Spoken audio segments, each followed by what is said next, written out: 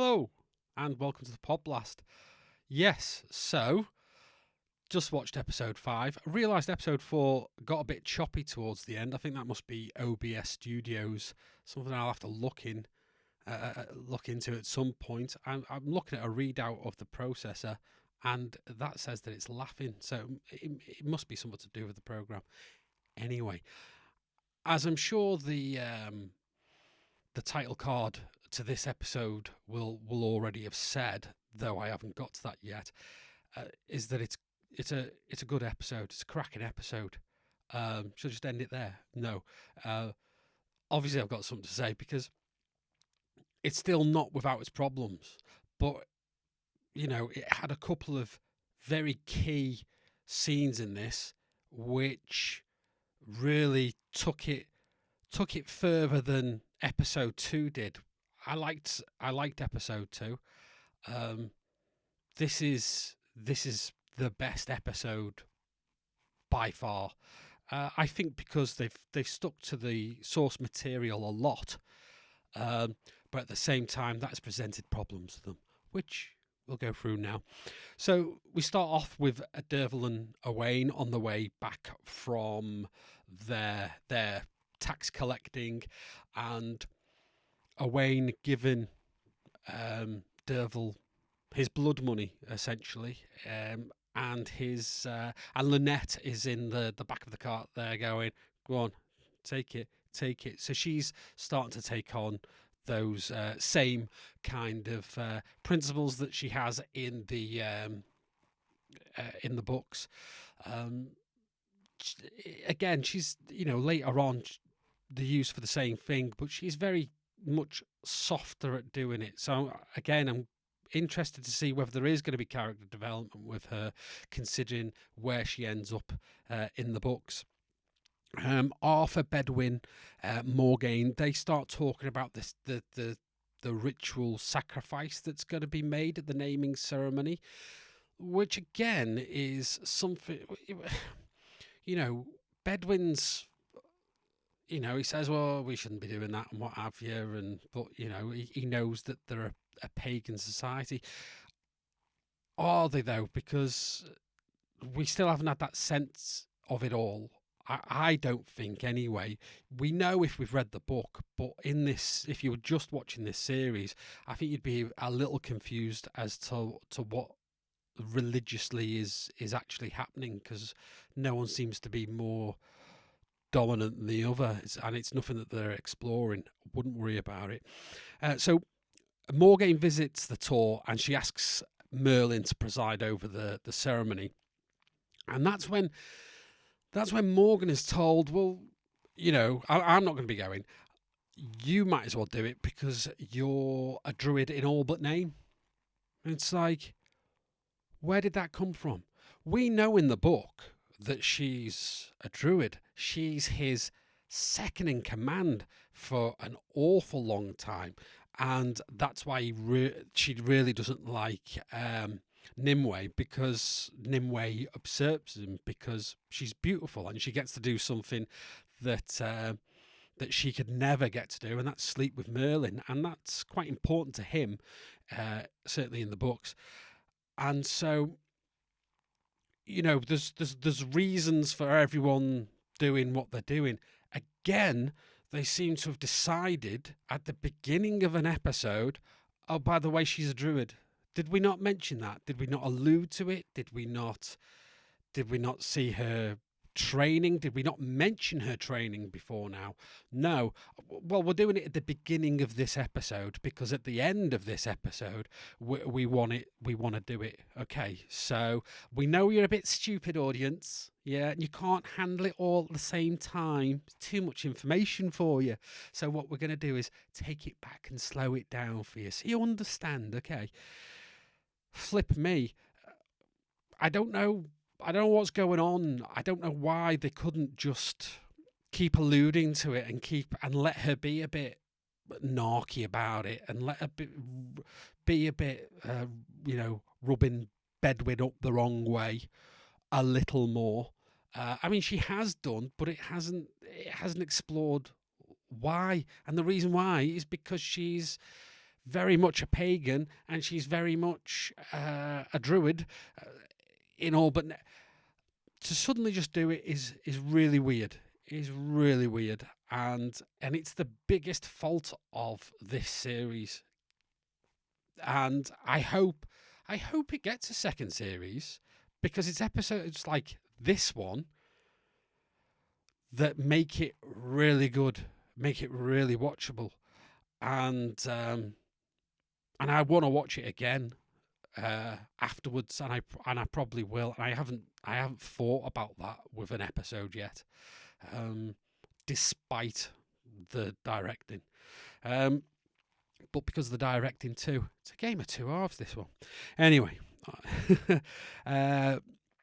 Gorford and Arthur, they go spearing some fish, and they have a chat about the invisible Saxon threat, because again, it's something that's very much a part of the books, and it's this outer threat of what's going on. But they seem to be mentioning them now, including the Black Shields and what's, you know, the fact that these people that you have to pay off to keep them at bay is very much the reason why we need a united Britain. So yeah, we need to see. Really, we should have had some, even if we just had some aftershots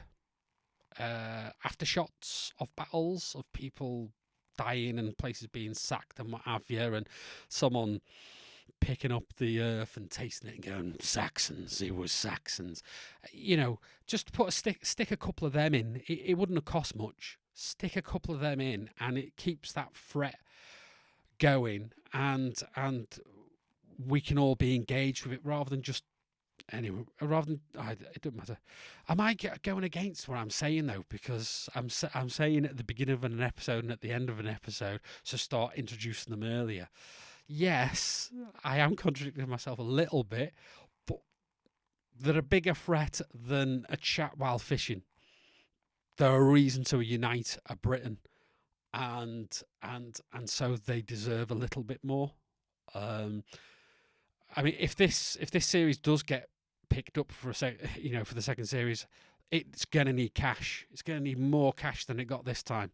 So give it that cash, please.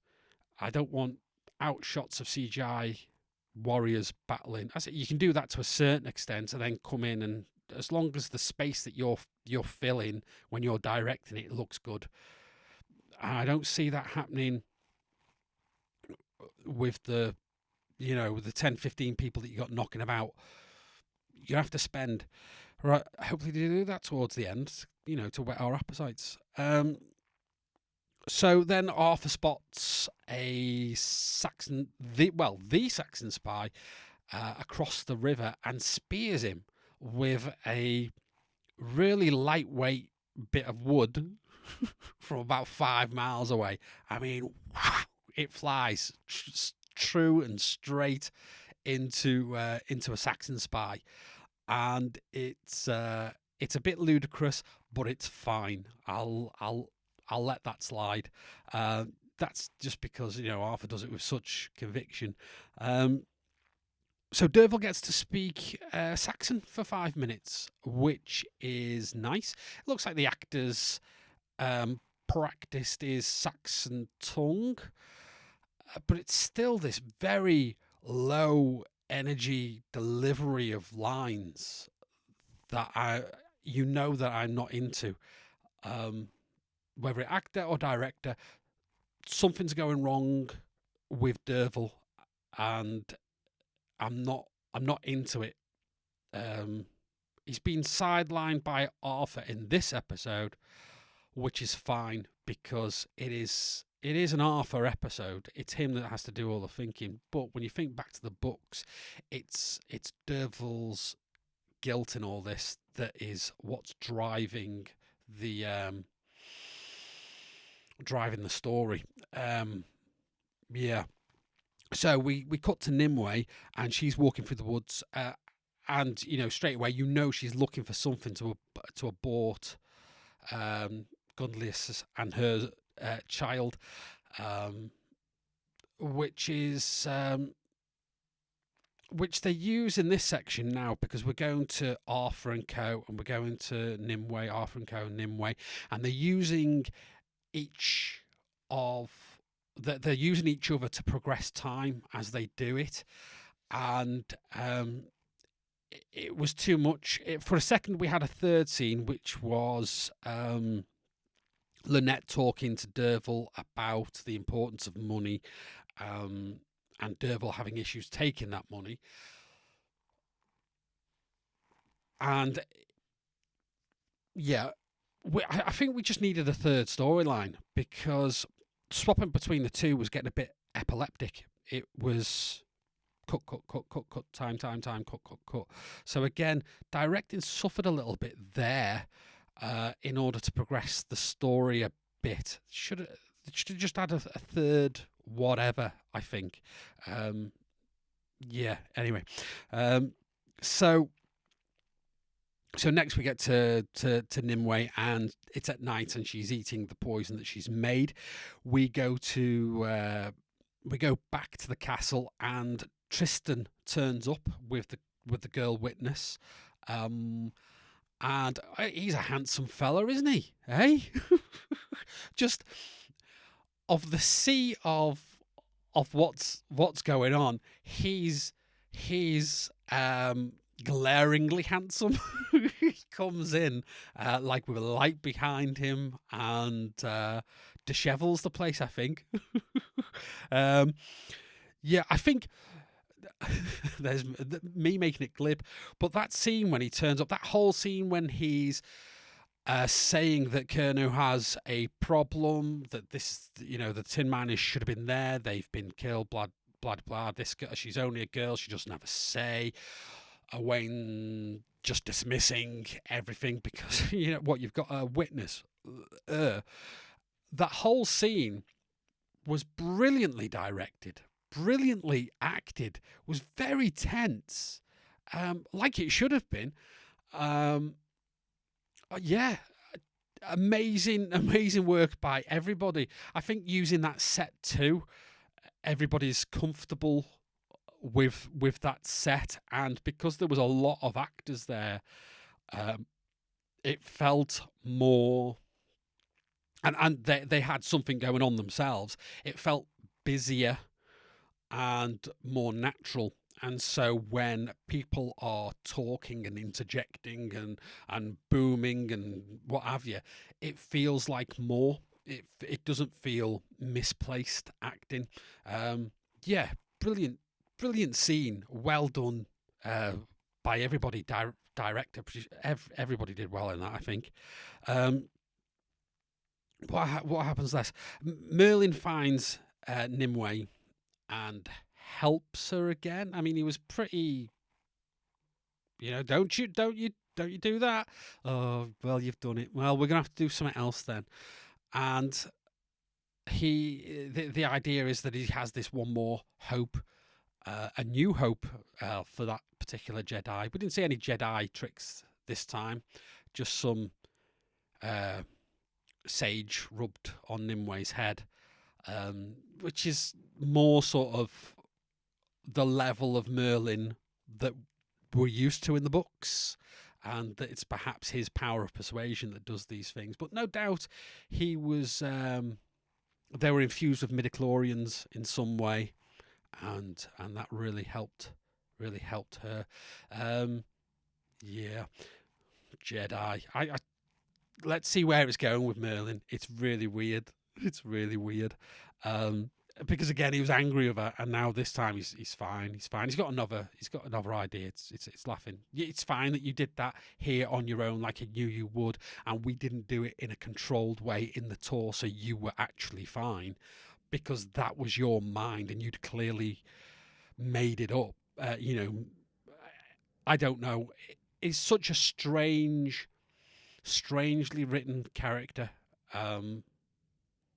Yeah, and I don't think it's acted particularly well. I think it's acted in a very modern way, like he's a man out of time that knows the Force.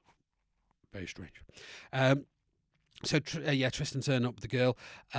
Morgaine then visits her sacrifice because, unlike in the book where it's the Saxon, um, the Saxon, I forgot to mention, the Saxon kills himself when he's captured, and he's being asked questions rather than answer questions, which detracts from the books. Not detracts from the book. Sorry, it's not in the book, so but it's fine. I think it's a really clever idea because what you're doing is it's very much a cinema trope of I'll kill myself rather than talk. Get the cyanide out of his mouth. CIA, stopping him from chewing on that tooth that they've just cracked. It's very much in that kind of trope, but it was fine and it was used well in this because because it's about putting the fear of Alia and what he's like as a leader, and they should really fear the fact that he's coming because this is how loyal his men are.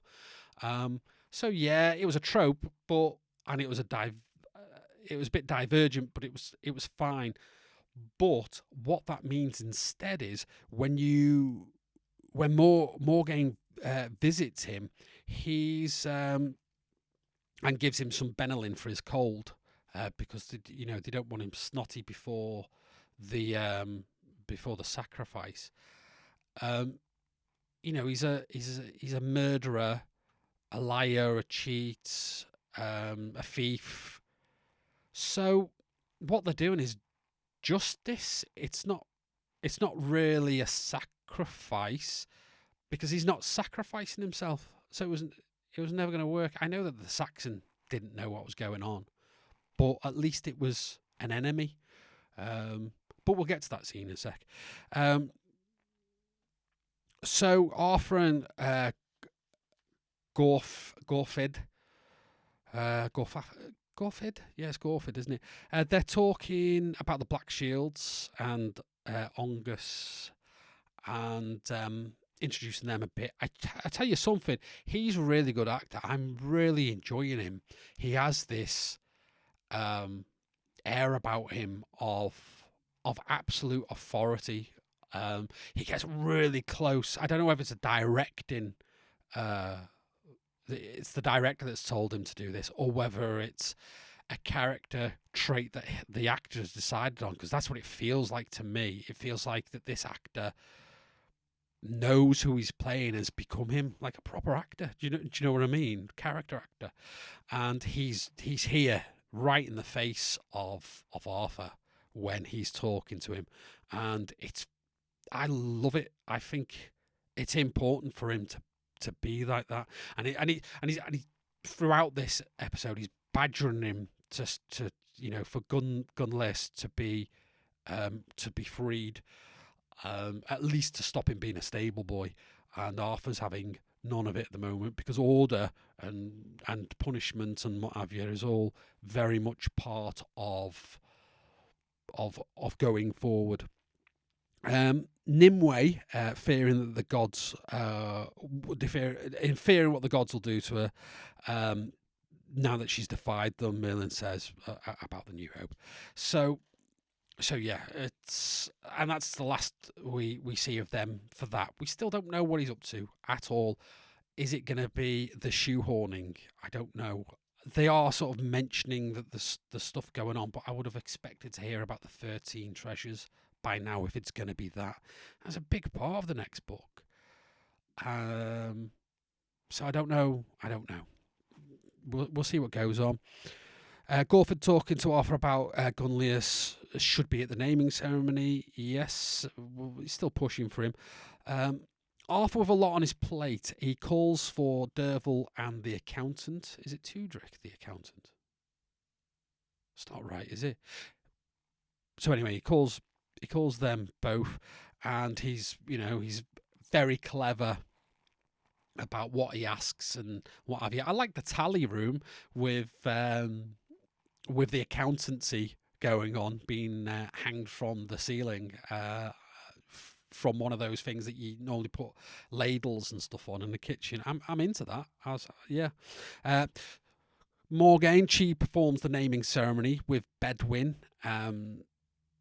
So it's a pagan Christian ceremony, and everyone's laughing with each other. There's no spitting, there's no touching of iron, of wood, but they're there on the nail. None of that going on. So everybody's really chill, religious wise. So I'm not sure what's they mentioned with Bishop Samson. He's not a bishop yet. With Samson last week, how he's a very zealous person, but there still is no pagan versus Christians, and I know not even going forward, it should be a big thing now. That they just seem to have left out. So everyone seems to be laughing with the Christian pagan situation. It's fine. So I'm not sure what's going to go on. So we go to the sacrifice, and he just dies on the spot. There's no tell to everybody else that it was a bad sacrifice. So at this point, the heavens haven't opened and the thunderstorms and all that business, although it is part of the set piece the next day in the book and filmed. And he just drops dead. He whines a bit, but there's no, that means something bad, that means something bad. And Merlin being selective over what he says. Instead, Morgaine just outright lies. She has exactly the same vision as Nimue and Merlin, though. So it is, magic's very real in this universe. Certainly, prophecy and the Force. I'm going to keep saying. I'm really sorry. I shouldn't. It's So yeah, Arthur corners her afterwards while she's washing hands and asks her to tell the truth, and she repeats her nonsense because Arthur doesn't believe in the old gods or the new gods anyway, so it doesn't really matter.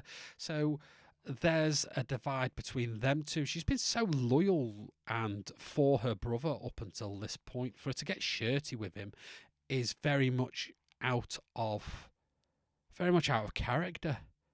I think Morgaine's the one that does the naming ceremony, doesn't she? Is Merlin still away at this point? And it's the fact that he then has to go over. Yeah, Merlin's not even in it yet, is he? Merlin's still looking through his books for the 13 treasures. And Arthur's going to have to go back and save him.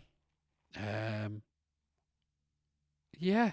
It's really weird. It's messing me head up. Arthur then talks to Derval on the battlements at night, where he Derval goes to tell the truth, just outright tell him, and of course that's not how it happens. Arthur doesn't want him to tell the truth. Doesn't want him to portray his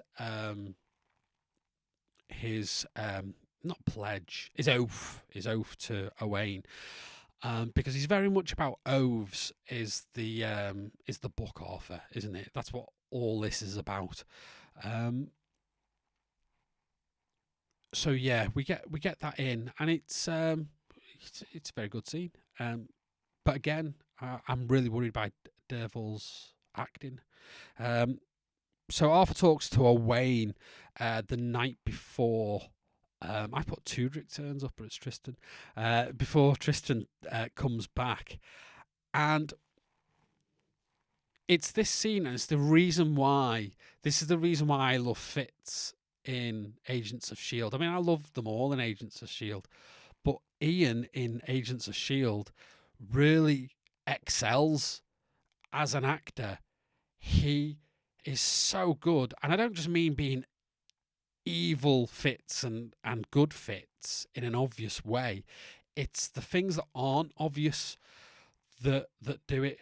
And that scene where he talks to him about an old goldsmith who taught them songs, and the collapse in his face at the realization at what he's going to have to do to his friend, and that he's planning it, and that he's letting him drink because he knows that it gives him a benefit not to drink. Not that he does, but I mean, he's letting him carry on drinking, and not saying sober up so we can have a fair fight, because the only way to beat him is really to let him get a bit groggy. It's just that it's his face. Watch that scene. That's why they've got him in to play Arthur. It's amazing bit of acting, and it's very hard to replicate and to do that. And he does it so well. He's amazing. Can't we're at the end now. I'm doing this really, really quickly today. Where am I? 26 minutes.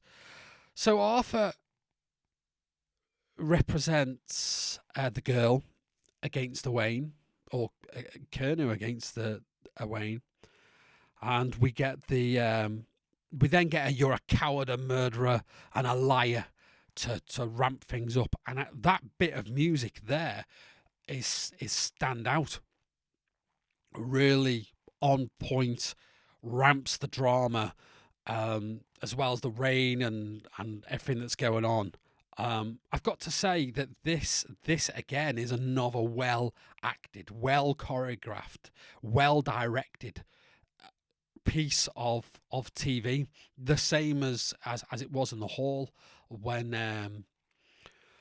I keep saying Tudor because I've written Tudoric, and I'm bad for Tristan. So back when Tristan turned up and what was happening there, the fight scene's really good, but then Bedwin pleads with them not to, and the music turns a bit Planet of the Apes. You'll know what I mean when you hear it or listen back to it. Very boom ding. You know what Planet of the Apes sounds like. So Owain does some, gets up to some dirty tricks and what have you. Sober Arthur though is really just too good for him, which is why he's got to do it. I stopped writing stuff then. We've got the eye gouging and that kind of business.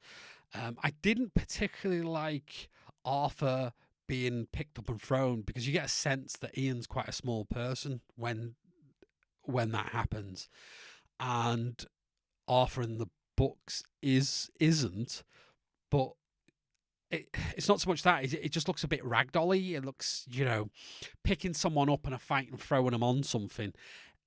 I've never liked that. It's like having it's like Pirate Movie when they do a leg sweep with a sword. They just jump over the sword. What are you doing that? Stab them in the nuts. Do you know what I mean? You're not going to go for a sweep for the legs. It's not how fights are. I thought the fight at the end was, apart from that, was pretty good. I would have liked to see more heavy breathing, I think. Not in a sexual way, just in the fact that you would be very, very tired going about what you were doing. Not in a sexual way. You'd be very tired. Like I am now. I went out this morning on my motorbike. I had a very big breakfast, so I didn't have lunch, and so maybe that's affecting me. I don't know. So really good. Fantastic episode. They kept the source material as best they could, and just like they did in the second episode, and it made a better episode because of it. Episode 5 is by far the best. By a long shot. I hope that this is, the way things are going to go from now on. The reason why the books are so popular, and the reason why someone optioned these in the first place, is because they loved them. We love the books, and I'll say on behalf of us all, if you don't mind, only because I've got a platform to do it, you did very well with this episode. If this is what your IMDb score was based on, it would be much higher than it is now. It's at the 5.2 or something like that. I'm hoping that we can see that up a bit now. We can, yeah, because it deserves more when it's like this. And if you do, and I mean, fingers crossed you do, because you've shown us you can do it. If you get that second series, get more money and do it like this, because it was great piece of television, and I will be watching it again. I'll watch it again when I have my dinner later, I reckon. Yeah, brilliant episode. What's more to say? Still got your little bit of jankiness because you've strayed from the source material, so you've made your own problems, really. But very good. I think that's it, isn't it? I can't keep going around in circles. Thank you very much for watching and listening to me and whatnot. There's a like, subscribe, make sauerbraten if you want. Do that. It doesn't say that on it. What am I trying to be funny? I don't know. It's just a thing that people do, isn't it? So they do it at the very beginning. I'm doing that bit at the end because you can turn off now, and you've missed no information that you need. And I can say all the bits that they say at the beginning because they must say at the beginning of YouTube episodes usually about 5 times. Anyway, on with the review, on with the whatever it is I'm doing. Without further ado, let's fix this iPad. But there's 2 minutes. There's 2 minutes. I'll put the 2 minutes at the end where I try and flog it. You can listen to the Podblast too. It's on Spotify and all that business. I'd like to say Stitcher, but I got an email saying that Stitcher doesn't exist anymore. Is that right? Stitcher's gone. I mean, I suppose there's Apple iPads and Apple iPods and all that carry on to iPods. You know what I'm saying? Apple Podcasts, flipping heck. I've really gone off on one. Goodbye. Thank you very much for being with me. I'll see you next week.